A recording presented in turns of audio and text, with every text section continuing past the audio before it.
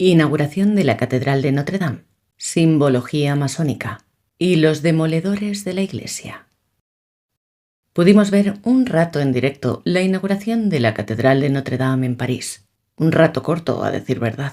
También algunas fotografías.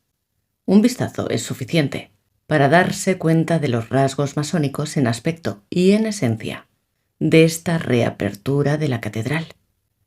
De hecho, Rémy Fromont, uno de los 3 arquitectos que idearon el proyecto, argumentaba en el proceso de restauración que una de las dificultades se ha debido a que primero tuvimos que estudiar y entender la lógica de los arquitectos y masones originales.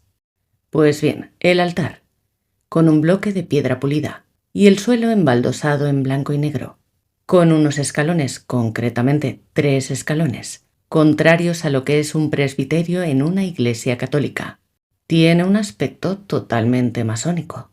El ajedrezado del suelo ya era así antes del incendio, eso es cierto, pero los nuevos elementos se han casado a esa simbología. Veamos algunos ejemplos. Me ceñiré a 3 detalles de lo estético. El primero, siendo benevolentes podríamos decir que las casullas multicolores eran feísimas y, ciertamente, recordaban a los payasos. Siendo ingenuos diríamos que parecían poco serias. Siendo realistas, los pseudo-arcoíris estampados sabemos a quién representan, ya que en el fondo son los mismos, los hijos del padre de la mentira. Digamos que los colores de la Agenda 2030 del obispo y sus compañeros no tienen relación a los colores de vestidos litúrgicos para celebrar la misa. Los colores de la casulla y de la estola varían según la época del año, o sea, según el tiempo litúrgico o la fiesta que se celebre. Un pequeño apunte sobre esto. El blanco representa alegría. Se utiliza en la fiesta del Señor, en la de María, los santos y los ángeles. El rojo, color del fuego y la sangre, es usado en Pentecostés y en las fiestas de mártires. El verde recuerda la esperanza. Se usa en los domingos después de Pentecostés. El morado, el color de la penitencia, utilizado en Adviento, Cuaresma y en las misas de difuntos. El negro, color del dolor, es para el Viernes Santo. En efecto, tendría que haberse celebrado con blanco, no con rojo, ni verde, ni morado, ni mucho menos a todo color. En segundo lugar, el báculo parecía de Lego. En tercer lugar, el incensario era idéntico a una bola de discoteca ochentera.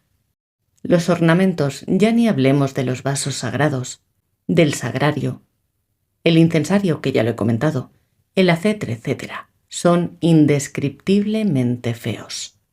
El altar, la cátedra y el púlpito, deformes. ¿Tuvo que ceder en esto el arzobispo de París? Probablemente sí. ¿O es que no se dio cuenta e incluso le gustó? En noviembre de 2023, Emmanuel Macron acudió a la sede del Gran Oriente de Francia para proclamar la identidad de espíritu entre la masonería y la República. Y esos son los que han estado al mando de la reconstrucción. No nos sorprende, pero sí ha sido insultante, el canto de la Marsellesa frente a la catedral. Siendo el himno francés no debiera chocarnos, pero también es el sangriento himno de la Revolución Atea, que desacralizó esa catedral y colocó una diosa razón en su altar, además de perseguir casi hasta su total aniquilamiento a la Iglesia de Francia. La preferencia quizás hubiese sido una misa porque la celebración eucarística es el centro de nuestra fe. No hubo misa, pero es lo que es. Tenían prevista una parte no religiosa de la inauguración, que iba a realizarse fuera de la catedral que, finalmente, no pudo llevarse a cabo por culpa de la lluvia. Fue por eso que el discurso de Macron fue dentro de la catedral y no en la explanada del exterior. El nuevo templo es turístico y globalista, inclusivo y ecuménico. Con el nuevo altar estilo masónico será físicamente imposible celebrar misas con varios sacerdotes. Además, con el antiguo altar que sobrevivió a las llamas, también será casi imposible celebrar misas debido a las restricciones impuestas por el propio Vaticano y, como si fuera poco, Con el nuevo formato de asientos, las sillas individuales para los fieles, se ha borrado el antiguo significado de asistencia familiar y pueblo de Dios unido. Primero la quemaron, ahora la destruyeron desde dentro, bajo las narices y complicidad de todo el episcopado francés, de su nuncio apostólico y del mismísimo Vaticano. Cerramos esta noticia citando a Ana Catalina Emmerich, en referencia a los demoledores de la Iglesia, que viene, para este caso, como anillo al dedo.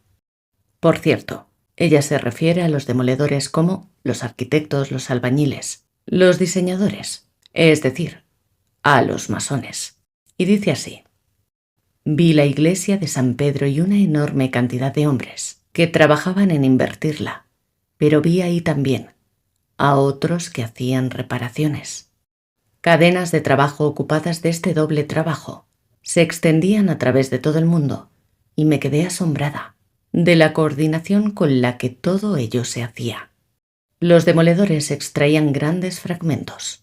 Eran particularmente sectarios en gran número, y con ellos, los apóstatas. Estas personas, haciendo su trabajo de destrucción, parecían seguir ciertas prescripciones y una cierta regla. Llevaban delantales blancos, rodeados de una cinta azul, y proveídos de bolsillos, con paletas de albañil en la cintura. Ellos tenían además vestidos de todo tipo. Había entre ellos hombres distinguidos, altos y gruesos, con uniformes y cruces, los cuales, sin embargo, no trabajaban directamente en la labor, sino que marcaban en los muros con la paleta los lugares donde había que demoler. Vi con horror que había también entre ellos sacerdotes católicos. Ya toda la parte anterior de la iglesia estaba destruida. No quedaba en pie más que el santuario, con el Santísimo Sacramento. Cuando vi a los demoledores me quedé maravillada de su gran habilidad. Tenían todo tipo de máquinas. Todo se hacía siguiendo un plan. Nada se producía por sí mismo. Ellos no hacían ruido, ponían atención a todo. Recurrían a artimañas de todo tipo, y las piedras parecían a menudo desaparecer de sus manos. Fijaos en este punto. Algunos de entre ellos reconstruían, destruían lo que era santo y grande, y lo que edificaban no era más que vacío, hueco y superfluo. Llevaban las piedras del altar y hacían con ellas una escalinata en la entrada. Impresionante Ana Catalina Emmerich en sus visiones. Os dejamos el enlace de este vídeo en la descripción, de la visión de Ana Catalina Emmerich sobre los demoledores de la iglesia, completo, porque ciertamente estas visiones no tienen desperdicio. Para una catedral no hay segundas o terceras inauguraciones. Se podrá restaurar a lo que era, incorporar tecnología, pero no modernizar. En esta ocasión, ¿qué pasó con la cátedra? ¿Para quién fue el homenaje? Referenciando a Monseñor Casalotodo, diremos que tal y como está ese país hoy en día, esta inauguración fue una enorme ocasión para hacer un brindis. Puede que sea así, pero quizás ese brindis sea con la última copa.